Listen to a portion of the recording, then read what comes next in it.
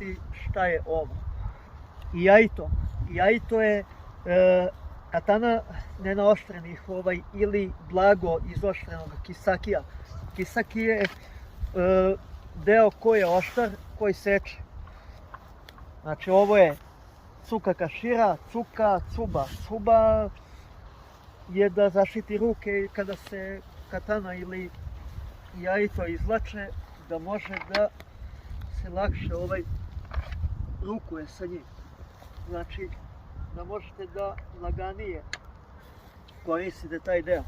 Znači sve ima svoju svrhu. Imaju razni elementi u svim tim oruđima. Znači nijedno oruđe nije isto i koristi se isto, ali drugačije. Znači ako je recimo ninja to ovde, vi ga izvlačite tu i sa njim zamahujete, idete gore ka tamo. Znači uvek ima nešto specifičnije. Znači samuraji oni koriste ovde, recimo tu. Ti staneš tu, izvučeš i sečeš.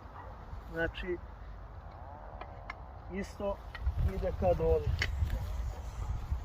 Pazimo. Tu.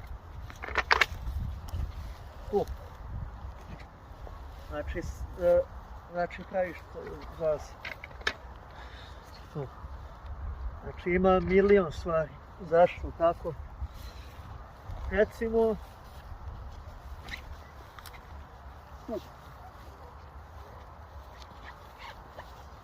katana putuje.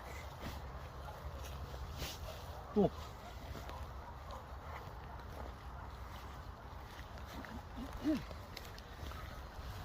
Znači ovde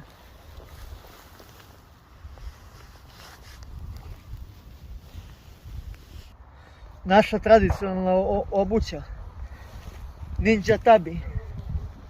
Znači one se koriste za penjanje, za pravilno hodanje.